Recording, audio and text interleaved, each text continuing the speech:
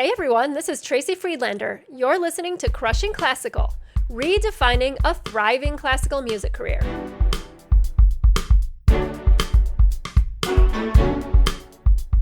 On the show today, I have Caleigh Drane, cellist, independent artist, and musicians coach. I absolutely love Caleigh's work. She coaches musicians through the process of creating their dream project. Whether that's a concert series, special event, or any other type of creative business, Caleigh's unique process involves showing you how to create and bring your project to fruition by using the concept of enrollment. This brings your vision to reality in a way that is better than you could have ever expected. We talk all about this and more on the show today.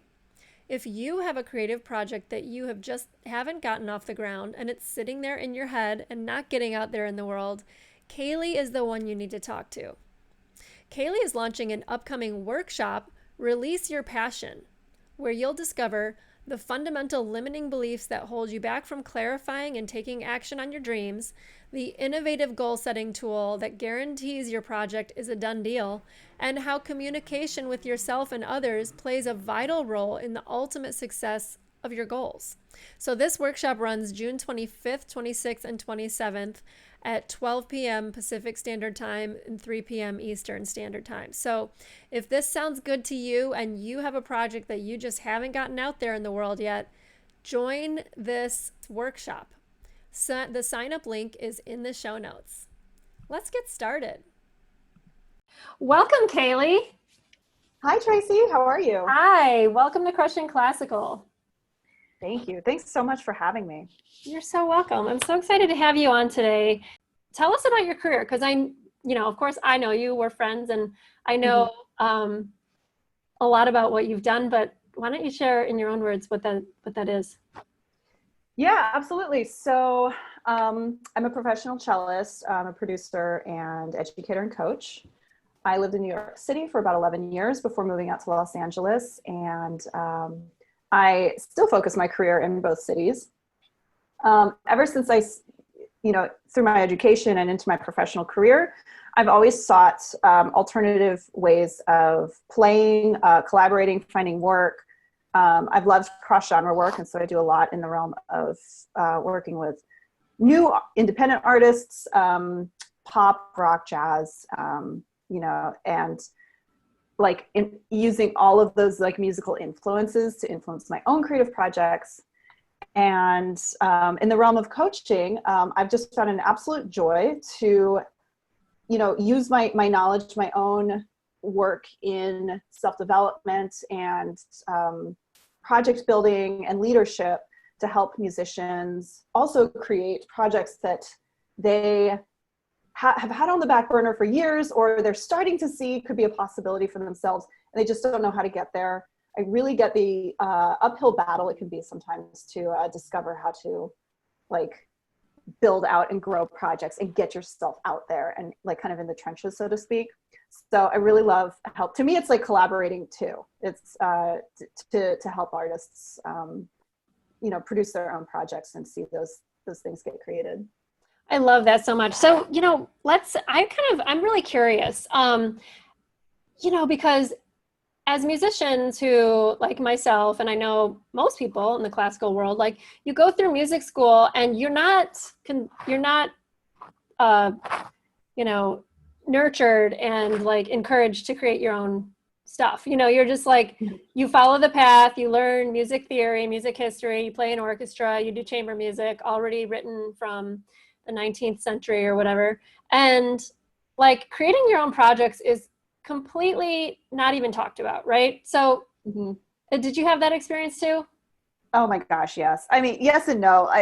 It's funny you say that because I actually just had this memory from college. I was, maybe a junior or something. And I was talking to a friend of mine who's a cellist who also studied jazz at school.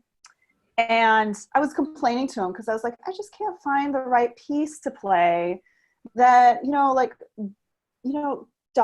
gives me what I want, right? Dives into other genres and styles and is truly creative. And he just shook his head and laughed. And he said, if you can't find the right piece, just write it yourself.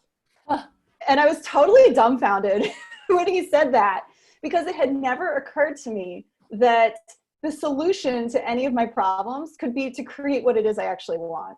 And I found that so indicative of like that mindset that we get, we get programmed into ourselves as classical musicians, which is, if we have a sense of dissatisfaction or lack of fulfillment in whatever we do musically, the solution is to find more information or spend more time practicing.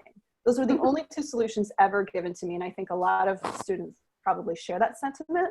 And this is not to say to like the quality and like level of mentorship I was given. I absolutely loved my cello teacher and I got a great education. And it was very, very steeped in that classical tradition, which is to say that the solution to any problem that you have is rote, practice regimens and gathering more information.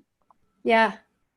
Oh my God. It explains why I felt like I was a student for so long. Like even one of my first, basically I was about to say one of my first professional situations, but I feel like for a really long time, it took me a long time to break out of that feeling that I was still a student, I mean, I'll tell you, Tracy, I still drop into that feeling sometimes. Mm-hmm. I still drop into that feeling like I've got a backlog of years of practicing I still need to do in order to step into like new projects or arenas or anything. Really. Yeah, because that kind of conditioning makes you feel like, oh, I'm never ready because you have this practice with a fermata over it, like practice infinity. Exactly. Never stop.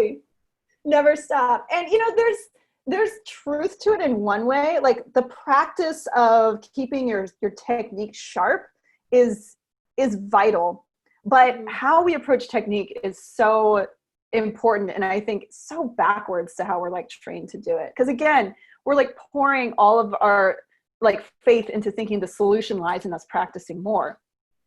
But when you get into the real world, when you're not a student anymore, the step, which is exactly what my friend, gosh, he had no idea the wisdom he passed on to me that day, is that the solution really comes in creating leadership. And starting to step into creating what it is you really want to see in your life, in your career, in the world, and not looking for sources and the same system to give you new ideas. It just doesn't work that way. Oh my gosh, yes, that's so true. And I'm so glad you're hinting at what I want to talk about with you some, which is the idea that you have to develop yourself. You have to develop yourself generally as a human. I'm a huge proponent of doing that, but also just to know that you have to break out of that old system if you want to see change. Like if you actually really, that's what I had to do with my career. Like if I wanted to see change, I couldn't go back to the audition track, because why was it going to be different in a different city with a different orchestra around me or whatever? Like, in order to really make a change, where if you're looking, like you have to kind of boil it down to what are you looking for what are you looking to solve in your problems? Like, as far as like, you want more fulfillment? Do you want more recognition? Do you want this, that, the other? And breaking free from that, the answer is just more information and more practice time. And so one of the things, I've talked about it a lot. I've talked about it some on my podcast. I've talked about it a lot with my clients, but the kind of personal development I've done, and you and I have done some similar stuff. So how has like working on yourself as a human, because you mentioned leadership, how has working on yourself as a human evolved how you approach your career? Yeah. Gosh, such a good question. And it brings me no end of joy to talk about it. I would say one of the biggest things that like the self-development work that I've done and you and I have shared is really understanding, like, are the things that I think holding me back really authentic? Are they truly authentically holding me back, or am I thinking that they're holding me back? Are they feeding into a story I have about myself and what I'm capable of and what I'm not capable of? Right. So let me give an example of this. Even I can even cite my freelance career. So like my entire career, like I've built my musical work through freelance work. And it has brought me an incredibly rich experience, especially like in New York City, where I've spent like the bulk of my career.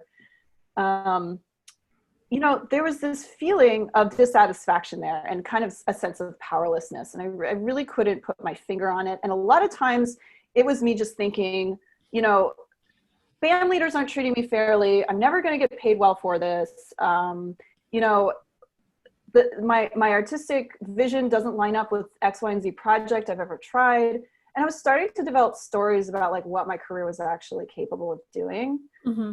And what I started to see through self-development work was that was feeding into a story of mine where I could not take the step into creating my own project because I had it that I wasn't capable of doing that. I was not capable of doing that as far as I saw. And, you know, like throughout my life, like I had deciphered that interpretation from various circumstances that had happened in my life, you know, feeling so debilitatingly anxious during solo performances, for instance, so anxious that I lost control of my ability to really play with freedom. That showed me I made that mean that I'm not capable of actually being like, you know, a powerful performer. Right. And so it was more comfortable for me to just melt into the background but I was putting all of my eggs in one basket. Like as a freelance player, I was trying to find like artistic fulfillment through that. And the fact of the matter is that these weren't my projects. There was always something uniquely mine that I was not going to get from other people's visions. And it was doing two like really destructive things. One, like it wasn't allowing me to actually consider what my projects were, what my dreams were, and that they had value and merit and like deserved for me to pursue them. It also put so much pressure on the work that I was doing that I grew to resent the people who actually gave me those opportunities. And I wasn't really showing up as totally supportive for them. So that's what that story showed me. Like, it's a big impact, right? And it's so self-destructive. And what I got to see is that's actually just a construct of my mind. Like, people are programmed to decipher like limiting beliefs so that they feel protected and comfortable and don't put themselves out there. And it's just our human survival instinct. It's nothing more. And so the more we like learn about how to recognize those instincts, how we have programmed ourselves, how the circumstances in our life have programmed us to consider that we are like limited, or we just like show up as the way we are in certain ways that are, you know, rigid and immobile. The more we get to break down those barriers and actually like pursue what it is we really want to do. Yes, it's so true. And you know what I'm getting from what you're saying, and it really is so powerful. I think it's something that I really realized when I started my own thing, is that when you're like what you said about resenting the people that were, you know, hiring you or whatever. I see that in the classical, especially in the freelance world, but also in the colleagues I have who have full-time jobs.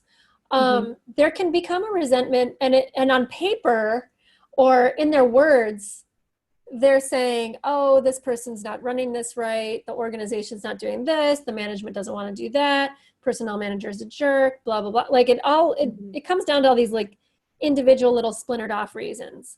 But if you were to zoom out from that, what it really is what you said. It's that you're becoming resentful, and you have the wherewithal, you Caleigh have the wherewithal to say, oh, it's because it's not my project. And most people don't have that ability to realize that. But I know that it's true because, first of all, when you take responsibility for that, like what you are doing essentially is taking responsibility for those thoughts by saying, it's my fault. It's not their fault. Like it's easy for musicians to say, oh, this gig sucks. I know it's because that person or this person or whatever.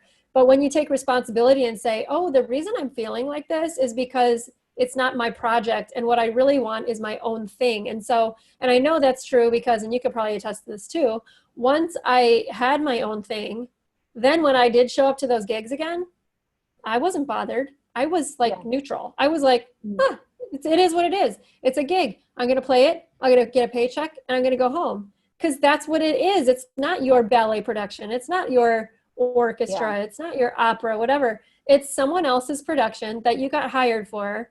And so that's all it is. Like, you know, that's Mm-hmm. one of the things that, you know, I think that this type of work, you know, where you're just looking at what it actually is, not the meaning that you made around it, but just what it is. Like what it is a job that you said you would get paid to do this thing, which is sit in this chair, play this music, and then in exchange for that, you'll get this money. Yeah, You know, exactly. that's all it Completely. is. It's not anything more. It's not, oh, they don't like me or they do like me or they like other Mhm. people better. Or, who cares about all that stuff? You know what I mean? Absolutely. At the end of the day, like you can remove yourself from feeling so internally impacted. And Yeah. let me speak to like how that can look like a quandary on the surface level for a second, especially since I think it's so Okay. relevant to talk about like um, systemic tone deafness in our society. What that also gave me power to do, first of all, is to show up to a gig like you just said and be like happy as heck to just be a cog in the wheel. I love showing up to gigs and just being a cellist. I've been a producer. I've been a band leader. I've been an overly emotionally invested artist who, like really wanted the leadership to show up differently and of course Uh-huh. didn't say anything. I was just stewing in my seat. Now I don't have to do that. I can just show up and do my thing and leave. I love it. It's like, it's free, Yes. right? And I go home and I've got my own world. The other thing that it's also given me power to do is when I really saw an organization not show up in a way that I found to be ethical or like conscientious, I could step away from it because I didn't rely on that work to like show me that I like it was too powerful and I was powerless to like not be employed by it. And like I'll just like again to give an example, I used to work for a talent agency in New York City like years and years and years ago, and the leadership, like the owner of the agency was just notorious for being particularly cruel to his employees, especially his female employees. And he would just really disempower them on the gigs. And for years, like I just grumbled and like, put up with it and, would go home feeling drained and abused and upset and violated and not, but like, it was like, but it's money. I can't say no to this. Like, what will that mean for it was so powerless, right? And Yeah. then when I finally got that, my jobs do not define who I get to be in my career. I Right. can create that for myself. I suddenly discovered the conviction I had here, which is like, this organization is run in a way that I just fundamentally do not agree with, and I could step away from it. And even having gotten invited to do work, I'd be like, no, thank you. Not going to do it again. Mm-hmm. Yeah. So I could walk away from it. Yeah, I know that's the biggest thing that you get actually, really. You Mm-hmm. know, it's one thing to be able to show up and be neutral on a gig and just be happy about it. And then the flip of that is, oh my gosh, when you're in a situation where it's not good, Mm-hmm. to be empowered and say, oh my gosh, I don't have to be here, especially if you're creating Yeah. income from your other stuff. You can be Yes. like, oh, I'm not financially like tied to doing something I don't like just because I need money, you know? Exactly. Exactly. And I mean, I think fundamentally that's one of the most important steps to take. So you're not Yeah, creating your own glass ceiling in your career. totally, totally. Yeah. So tell me about some of the projects you've created as someone who now has realized the freedom in this. Like, because you don't just go from, oh, I wish I had my own thing to I have my own thing. Like there's a No, journey, right? yeah. So I would love to know, like, how did you go from point A of like, I'm realizing I need something different, or when did you start? Was it through the personal development work? And I'd love if you told us more about that. And and then just like where take us on a little bit of the journey of how you got from like that point A to point B. Yeah, absolutely. So I was in and continue to work in courses through Landmark, and Uh-huh. I was in a program called the Self-Expression and Leadership Program, which gave me training to build out a project that had a community impact and employ like a team, as it were, Mm-hmm. to help me fulfill that role. And actually, I say the word help. I don't think help is the right word. I really enrolled Yeah. people to actually like, create this with me. I'll put it that way, Yeah. because you know, there's a distinction in creating leadership, which is that you're not asking for people's help. They're not here to do you a favor. That's a really disempowered state for both you and them to work in. Mm-hmm. But, you know, you actually create something you're committed to. And it's like, why are you committed to it? What's possible through you fulfilling on something like this? And to kind of zoom out and see what's possible for your community. So through this project, through this program, I wanted to team up with my colleagues, my female colleagues in the music industry, to create a program that would help support women in some way. You know, women coming together to help women. And so I called it was a fundraising concert for Planned Parenthood called Phenomenal Women. We ended up getting 3 bands to play this concert. I had a producer, graphic designer. The venue was so supportive. It was National Sawdust in Brooklyn. And, you know, we ended up raising, I believe, $2,000 for Planned Parenthood. I also, raised money on the back end as well to support the artists, because that's very important to me as well. I believe artists deserve to get paid for work, even if it's fundraising work, which is just my own personal belief, And I got to share really vulnerably at that show, actually, like what on a very personal level Planned Parenthood meant to me, especially like in my younger years as a young woman. Mm-hmm. And throughout all of that, like I just got to continuously, moment by moment, develop my leadership skills, see where I was getting in my own way, hone my skills in communication so that I could actually like get work done and leave nothing on the table. So like my teammates were clear on what there was to do and why we were doing it. And if there were any breakdowns, that they were taken care of, they were cleared. And for me personally, I think where I've gotten disempowered from doing work like this in the past is I start to get into my own head about what people think about me. So putting myself out there as a leader feels really unnatural, or did, I should say. Well, it still does to a certain degree. Because I have an automatic response that, I look like a fool, or people are going to think I don't know what I'm talking about, or they're going to see me as a fraud.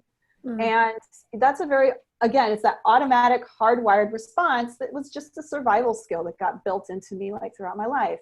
And so learning how to,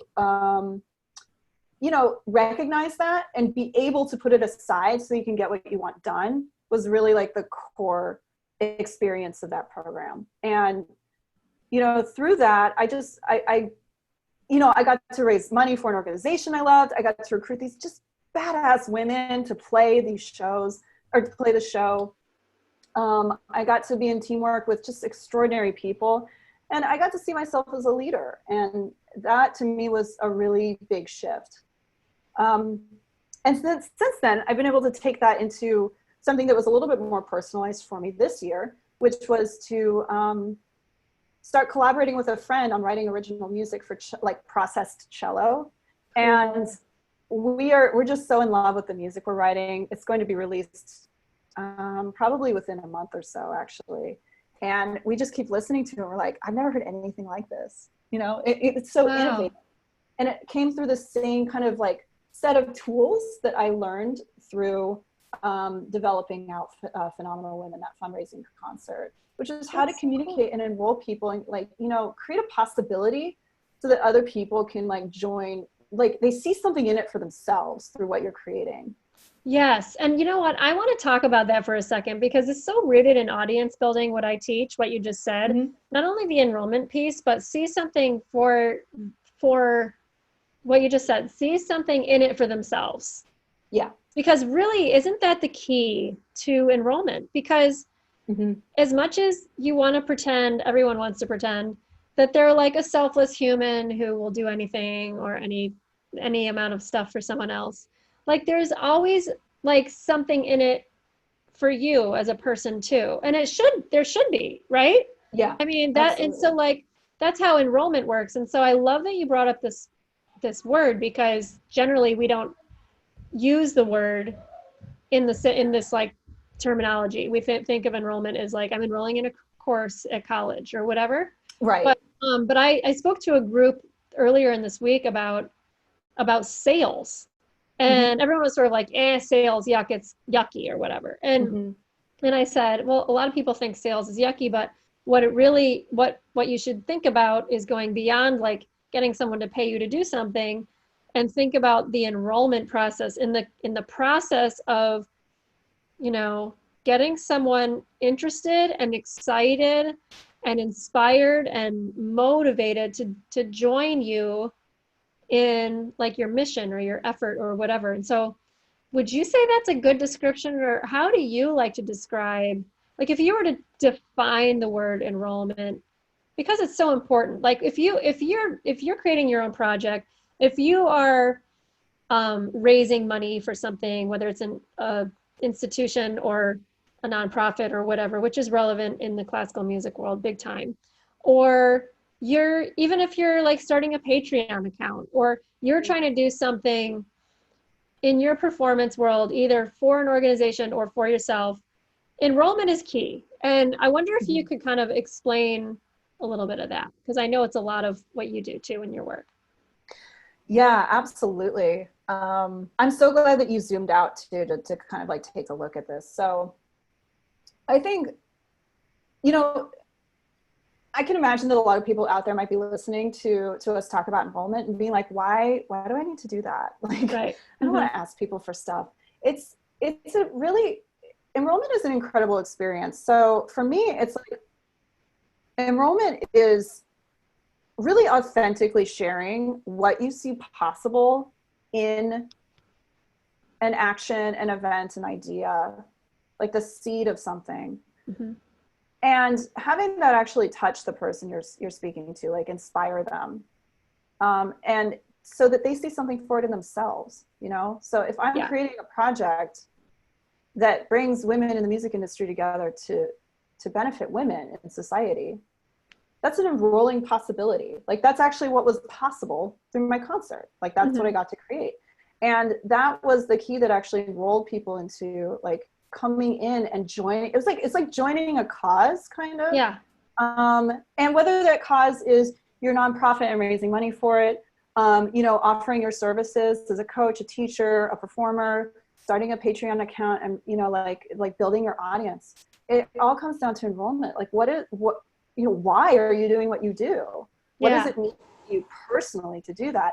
And it's such a touching tool because you have to be enrolled in your own project in order to enroll others. Yeah. So there's this important kind of like step preceding it where you have to get present to why is it that you're doing what you do? And that's where you can get confronted, because like when I first started, trying to give myself mission statements and seeing possibility in what I was creating as a young freelancer, it was like, to make rent. Like that's not an enrolling possibility, Yes. So I had to look at like, Caleigh, why am I doing this for the long haul? Why am I going to devote my life to a career in the arts? Why am I doing that? Why do I choose to do that? And when you start to get to the core of it, it's incredibly moving. You really realize you get close to yourself by realizing the possibility you see available in what you do. And when you share that, just like kind of straight up, like you've done that work, you're present to it, you share that with other people, they're going to catch the authenticity of it. They're going to be inspired, and they will. I've seen it more and more often. I say this to clients of mine too, when I'm introducing them to this idea of enrolling people. I'm like, you will be so surprised by how people naturally want to step in and offer something to you in your project. Like you're going to find help left and right. You're going to find guidance and support, and people, you'll just recruit people into your like enclave as you share authentically what you're up to and why. Absolutely. And it's like what you said, with the inspiration piece, like it's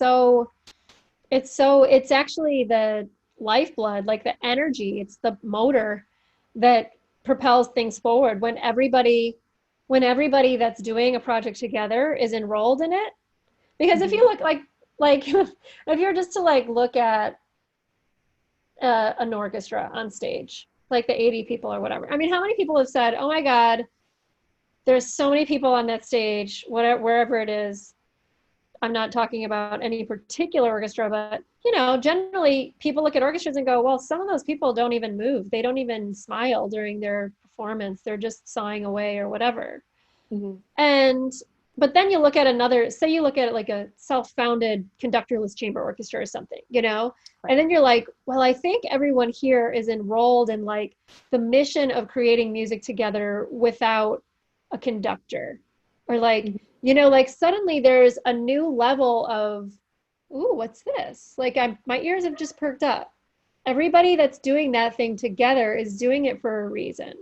I see that a lot in like the self-founded type of situations. You know, like Mm-hmm. another example is New Deco Ensemble. If you watch Mm-hmm. one of their videos on YouTube, you'll see that everybody is enrolled in that. And then, you know, I've interviewed those guys on my podcast, the founders Giacomo and Sam, and how they say how that there's like an interesting interaction between the classical people and the contemporary musicians, and how they're learning from each other, and like what's that enrollment like to get those guys into that group, like what's in it for each one of them. For Mm-hmm. classical musicians, oh my god, it's what's in it for me is I get to be in this hip environment with contemporary musicians who are amazing at other genres and really good at improvising and riffing and soloing on the spot, and then like the conventional or the contemporary guys are like, oh wow, look at these classical musicians who've trained for, you know, decades and decades. I'm so inspired by their, you know, their professionalism, their expertise, their this, their that. And like Yeah. it's like there's this different energy. It's like it's it's on a different kind of wavelength or something. I don't know if I'm like just blithering about like talking about it, but you can see No, it. it's great. I hear Like it. you can feel it and you can see it when Mhm. everybody is enrolled in the mission behind Yes. what that purpose of that concert is or whatever, compared to like kind of the traditional model. And when I was first introduced to this, Caleigh, like this concept, I was sort of like, um, I was really confronted by it because my MO up until that point was I play a gig to make money. Like, you know, when you're a kid, you're like, oh, youth orchestra is fun. But then when you get to a professional level, you're Sometimes. trying to pay the bills. And so Mhm. like it turns into that spiraling down thing where you're like, okay, this is someone else's thing. I'm just, oh wow, you know, the realization of this professional experience isn't as good as my college level um orchestra or whatever sometimes, you know? And over Mhm. time you get kind of beaten down and pushed down to the point where maybe you're going, oh, this isn't mine. This isn't for me. This isn't why I did this. But you forget that. You don't ask yourself that question. And then you're just collecting a paycheck. And before you know it, you're at that point where the idea of enrolling or the idea of doing something for another person is like completely lost on you because it was on me. Do you know? You know what I mean? Yeah, absolutely. Yeah, I mean, like when you're not exercising like that, like constant way of being. I wish it were Yeah. constant. Would it? Could it be that, you know, enrollment is like the guiding star. It's sort of the source. It's the Yeah. first place any organization, any project should come from in Mm-hmm. order to make it sustain itself and, like, you know, be a thriving, growing experience for everyone involved. Yes. Of course we don't hold on to that because, quite frankly, like, again, it comes back to like the typical classical status quo tradition, which is that it doesn't matter if you're enrolled. Like, that's the message that I got kind Yeah. of over again. And like, I'll be perfectly honest, Tracy, like I never found classical training youth orchestra, honestly, to be that enrolling ever. Uh-huh. It was never for me. And I knew that, like, you know, going into college, I was like, whatever I do with this, I'm not going to be an orchestral musician. It's just Mm-hmm. not for me. I could feel that. And, you know, it isn't for me. Like, it's not my wheelhouse. Although I, you know, did endless hours of training with it, I would say by, you know, technical standards, I'm a very competent orchestral player. There was something that just didn't jive well with it. And I think it comes from this space of like everything we're talking about here, creating what it is that you want for yourself and being like a voice in that process and enrolling others in that same possibility so that you know that you've got your dream team around you. Mm. Everybody's enrolled. And it doesn't mean you're going to agree all the time. But if anything, you can stand in that disagreement and learn from it even more like profoundly because you guys are on the same team, you know, Yeah. and it dissolves, like, I think a lot of the issues that we see in modern organizations, when there's this spirit of creativity alive in everyone involved in it. Yes. Oh my gosh, that's so inspiring. So I want you to could you speak a little bit more to the team aspect thing? Because I think a lot of times, when you have a realization like, oh man, I want my own thing, I want to just look into how I can do that. The Mm-hmm. team piece, at least I've experienced this too, so I'd love if you'd speak to it some more, is like when you realize you want to do something, you sort of do feel like what you had mentioned earlier, where you feel like, oh, are these people doing me a favor? Or I have to ask Mm-hmm. them, and it's really my idea. Are they going to like it? Like, how do you overcome that? Because I think probably a lot of times, in fact, that's what stopped me from starting my ensemble for a really long time, was that I felt like I needed so many things in place first. Like I needed to have a big pile of money so I could say to them, "Oh, I'll pay you to do this," or whatever. Like, you know what I mean? Like there was a lot of things that were stopping me along the way because it is confronting to just call someone up and be like, "Hey, I want to create this thing, and I would love you to be a part of it." Like, I guess I don't really. What's my Mm-hmm. question? My question is What like, is your question? how do you start building that team around you, and how do you get past that fear of that you feel like you're asking someone to just help you out, and it's really, I guess this is the crux of enrollment, but I want to know how you get past that feeling. How do you get past the feeling specifically? So the first thing I would speak to is you need support. Mm-hmm. You need someone to hold you accountable and Uh-huh. who can help support you when you fall out of in love with your idea, because that will happen. It's the confronting thing to build a big project, especially one that will, take something for you to grow it. And the Yeah. good news is that you can enroll someone onto your team to be that person for you. But I would absolutely speak to that. And the reason I bring that up is not to say like, y'all better get a coach out there, but this notion that we are so ingrained to think that we have to do things alone. Yeah, but that's what I was Yeah, going to say. Like, when you do things alone, it usually takes a lot longer for it to become a reality. And you usually realize when you start that it could have gone a lot faster if you had sure. support. Well, yeah, I mean, there is that aspect, absolutely. I find personally that my projects really take off when I have a team. Mm-hmm. But I've also, there might be some people out there who feel like the opposite is true. Like they're having to corral people to and communicate with them and manage them, and all that stuff takes more time than if they just did it on their own.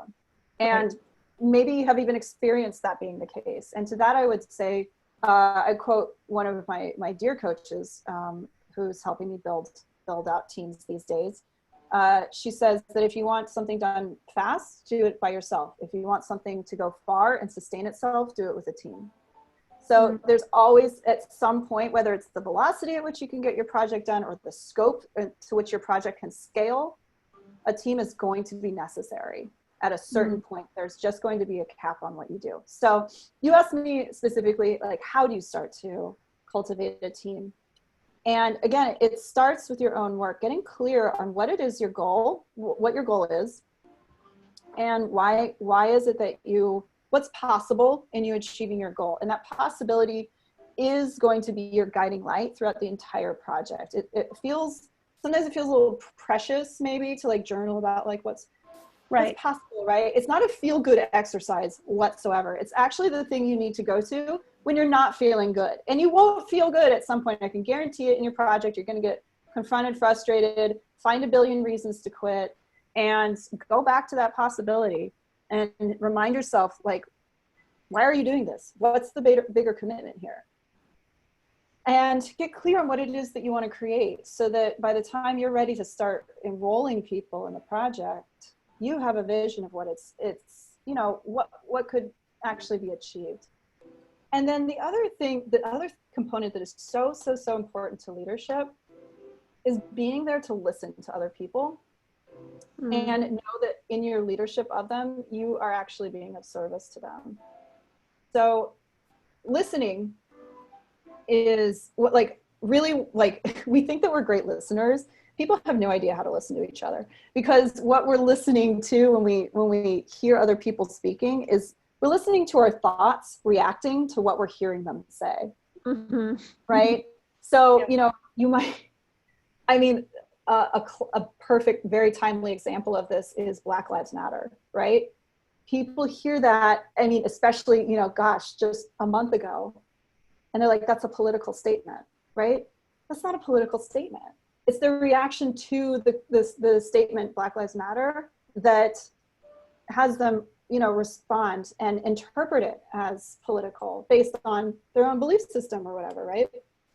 And so when we're in a space where we can actually just listen to what people are saying without attaching judgment, assessment, our own like story that sounds a little bit like that. Like I used to go there all the time. I'm like, oh, that reminds me of something about myself. Let me talk about it. And then I was not in conversation with this person. Yeah. Right. Just to listen to like, you know, what are they saying and why are they saying it? That's real leadership, because then you can truly get connected to people and get into their world and see what it is that's important to them. And that's going to help create team, right? People will see you as someone who listens, who is empathetic, who, you know, is responsible with their leadership, right? And then being of service, like, again, like giving people a space to show up, see something for themselves in a project you're creating, and then give them the space to be listened to. A lot of people are not given that opportunity in life. So it's a real service to people to actually like bring them on a team in which you're leading responsibly and you're listening to them and like, you know, cultivating their contribution. You know, it gives people a space. Like, you know, my co-writer, he said something to me that just melted my heart last month. He was like, as we're writing these pieces, he's finding so much joy and inspiration in his like contribution to it. He's this brilliant film and television composer. And, you know, this is the first project maybe in a while that he's been able to like, you know, be like a really core artistic voice in. Mm-hmm. He told me, aside from his marriage, our project is the most important thing in his life right now. Wow. That's what I got to give him through, and like, it's not that I'm giving that to him constantly. I don't think I'm Mother Teresa or anything like martyring myself, but it was like in a conversation that I instigated with him to be like, I want to do this project. Here's why I want to do it. Will you know, what do you see for yourself in it? And he's like, what can I do to help? And I was like, write it with me. And he's like, great. And now that's what I got, you know, that's what he gets to have through his contribution. So that's amazing. Yeah. Yeah. And that to me is like, man, that's leadership. Like a lot of people, I think, automatically assume, they hear the word leadership, and again, they're listening of the word leadership. What they hear and react to is leadership is for arrogant people, perfectionists, totalitarians, or, you know, people with magical powers, infinite talent and resources, money, you know, connections. That's what they see as leadership. And that's not actually the core. That doesn't get to the core of leadership. It's really actually about listening to others and what's important to them and being of service to them. That's so amazing. And, you know, that really reframes for me that whole idea of when you start to ask somebody to join your team, to be part of your project, whatever, now you're hearing him say back to you that this is the most important thing outside of his relationship. Amazing. Doesn't that make you go, oh, wait, if I was feeling bad about asking him before, now I'm like, oh my God, this is the best thing ever. Good thing I did ask him. And like, you know, even today, like this makes me also think about sales, because it's sort of enrollment. Sales is similar. When you think about yourself and how I feel, oh, I feel weird about asking. Like my question about asking people to join your project was about me. Like, oh, I feel weird about asking this, or I feel strange about saying this is my price for this experience or whatever. But then when you hear back from the other person, their experience, and you listen and you go, oh yeah, so there was an energy exchange. There was a money exchange in a sales situation, but what is that person getting? What's the whole package? What's their point of view? Like to be able to switch and go, someone else is in this situation and they have a point of view too, and they're having an experience too, and it's good. Like, that's a good thing, you know? Absolutely.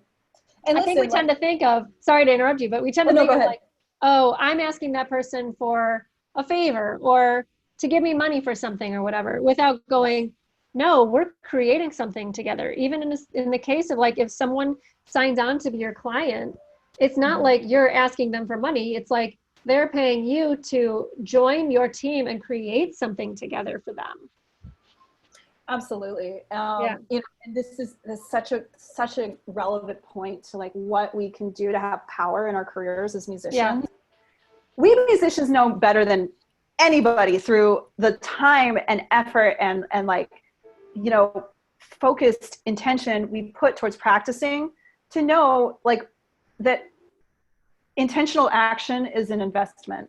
You know, monetary transaction is an investment. So I'm putting this time, this effort, this money, these resources into something to gain something from it.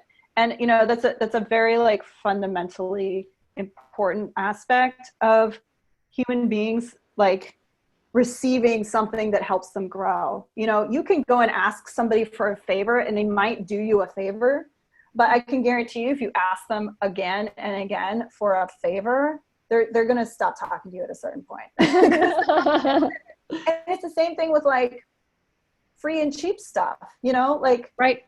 you know, listen, I love a good discount at Goodwill, like more than anybody. But I also know that the things I really want to invest my time and energy and money into, like they're going to come at a price. And that's actually me not getting like leached of my resources, but me actually putting an investment into something. And then I'm invested in it. If it's free, Yes. I'll be like, oh, well, you know, I missed it today, but oh, well, it was free. Oh, You know, totally. Totally. but Yes. if it was $1,000, you better believe I'm going to be there with pen and paper, like, you know, fresh and early and ready to learn and, you know, get some value from whatever it is that I put my Yeah. money towards.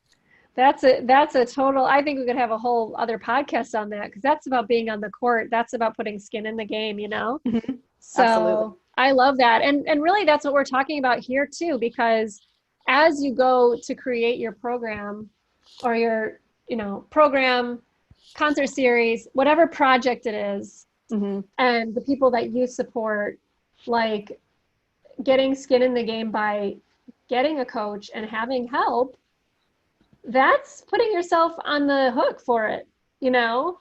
It's easy to Absolutely. say, oh, I'm going to create that thing someday or whatever. Mm-hmm. But if you say, I'm actually getting a team, and the first person on my team is my coach, and Mm-hmm. now this is happening, and we're on the hook for this much money and this much time to work together, and what can we make possible before the end of the time together? So I think it's really Absolutely. powerful. It's super, super Mm-hmm. powerful. So Caleigh, I want you to tell us, because I know your work is extraordinary and this is the work that you do with people. How can they know more? How can they get in your world? Yeah. So, first of all, you can follow me across the platforms. I'm on Facebook, facebook.com/Caleigh Drane. Instagram, my handle is Caleigh Cello. I'll put the links too in the show great. notes. Thank you. Yeah. And let's see here. I'm trying to say, yes, June 25th, 26th, 27th. I'm going to be running a free 3-day webinar. I'm calling it Release Your Passion. And it's kind of all about what we talked about on this podcast today, which is how to break yourself free of those limiting thoughts, you know, learning the art of creating what's possible, and enrollment, and, you know, a strategy for like cultivating a team around a goal that you might have. And so like this is just like, we're everything we talk about, Tracy, I'm just like, oh my gosh, I could go on each of these topics for hours. Like there's so much information, and like, I don't want to cheat your audience of thinking that I'm giving them a comprehensive education on what it means to build a team. There is so much there. And it's all like possible, you know, it's just a set of tools and like a mind frame, basically. Yes. You know, it's simple but not easy, right? And so like this is an opportunity for us to, on the webinar, to dig in deep and like, you know, just see for yourself, like what is it that you want to work on? Like what are you start to explore, you know, what are some of those limiting beliefs? And I'll give a few exercises on how to like invert the limiting beliefs so that they actually become like empowering beliefs, you can start to see how, we just automatically construct these things that actually doesn't mean anything about what we're capable of. And then getting to work on what are some specific goals and projects you have in mind, getting clear on those goals, and then starting to learn the tools of the trade in terms of building out a team. That sounds amazing. So how do they sign up? Is there a link? Yes, I will. There is a link, and I suppose we'll include that in the podcast caption. Does that work? I'll put it in the show notes. Excellent. So the link will be in the show notes, and then also they'll probably be in your bio, Instagram bio, stuff like that. Absolutely. But, yeah. Once again, check out my social, and I'll have the information there as well. Sweet. Okay, that sounds amazing. Everyone listening, you got to join this training. This is amazing chance to get a glimpse of Caleigh's work in the 3-day webinar. And I think, this is so needed right now in this case. And like right before we hit record, we were talking about like that. I really think that this is the wave of the future for now. I mean, I really think that it's going to take a while for orchestras to get back to normal, full size, full giant halls with full orchestras on stage. So now is just the best time possible for musicians to start thinking about what are the unique projects that you've thought of, maybe you want to do for a really long time that you haven't acted upon, and do it now. Like, why not? Like, no better time than the present. You know what I'm saying? And the world needs it. The world wants live performances. How can you create something, that fits into what's happening in the world today so that people can still have live music? Yeah, I could not agree more. Yeah. One concept that Tracy and I were talking about before, again, we hit record, was this idea that like we kind of automatically assume there are rules, there are gatekeepers, there's a right way to do things in our career. There's certain, milestones that we have to hit. I'm sure you've talked about this a lot, on your own, on this podcast. Yeah. But what the current times are really showing us head on, which might be why everyone is feeling very confronted right now, is that, the signal is clear. There are no rules. There really are no rules as to say that this is the right way. This is the way things have to be. And we're starting to see that with, most major concert or orchestral, like large hall concert venues across the United States have canceled performances until 2021. Mm-hmm. And, we're getting devastated and calling upon them to I was reading like on social media, my friends were, just criticizing the venues for not coming up with more innovative ways to create. And I agree. Like, I think that there's a lot of flexibility in how we can create live music performances right now. And, if the big concert halls aren't doing it, then it's time for us to step up and do it. Totally. I mean, because it's easy to criticize from the outside, but there's operating costs that they're just doing math. You know what I mean? Like, they can't say, oh, we can have 3 people on the stage and only invite 50 people into a 2,500 person concert hall that they're paying X amount of money for. You know what I mean? Like, they're doing math. It's probably pretty simple. I'm not saying that, whoever was criticizing is totally wrong, because there might be some other situations. But when you're dealing with an institution that has X amount of budget, this, that, and the other, all these other factors to take into consideration, the fact that you have a giant organization, well, yeah, that's a problem. You could either sit and talk about how they should be doing something different, or you can, like you just said, there are no gatekeepers, or you can take the bull by its horns and do it how you want to do it, And that's what I love about the work that you do, because it's about empowerment. It's about, what do I want to see in the world? Okay, I'm not going to wait for somebody to do it. I'm going to do it. Absolutely. Yeah, absolutely. And here's the other thing I just thought of. That's so cool when you start to think in this like kind of possibility-based mind frame, is that you start to see other people who are doing it too. Yes. And then that they can become your community. They can become a source of inspiration. And you could develop a really deep sense of like gratitude and appreciation and respect for the people who are actually doing it, as opposed to staying in this like, why aren't they doing it? Why isn't that person doing it kind of space, which is like a lot more miserable. Yeah. I think we can all agree. For instance, like, I'll give a shout out actually to Local 802, which is the New York City Musicians Union. They put together a concert series called Music for the Soul, where every day, oh gosh, I don't have the dates in my head, but I think it's like for 6 weeks between June and July, they hired musicians to give Facebook Live concerts that got streamed directly to New York City. I'm going to botch all the names, but the New York City like healthcare Facebook page, so that New York City hospital workers could stream the concerts during their lunch break. Oh, that's cool. Yeah, it's amazing. Like they paid the musicians. They put, this like wonderful kind of grassroots effort into the outreach. They paired up with different partners. Allegro Journal was one of them. And I did the concert on this past Monday. And what it gave me personally was like the honor to play for, I think, some of the hardest working people in the country right now, who dealt with like one of our biggest health crises in history. And I got a chance to perform, Tracy, which I didn't realize how badly I needed. Like I haven't performed live since this all hit. And to get that experience to perform again, to get the acknowledgement from the audience, to like practice again for a performance, which is, it's just that extra level of rigor, was a really beautiful experience. And that to me is incredible leadership, because that was like visionary on their part. They put it together. Like they didn't try to make it perfect or established or like polished and shiny. They just did it. They reached out to musicians who wanted to do this. And, they offered an amazing service to the New York City healthcare workers to enjoy the music. They've gotten a lot of positive response from it. And they're giving the players the opportunity to also get paid to perform right now. Like, it's just That's fantastic. a beautiful example of like on the court, like, let's make something happen right now kind of leadership. That's so awesome. Caleigh, I just love who you're being in this world, who you are for people who want to create their own projects, and you continue to be that, that lighthouse for people.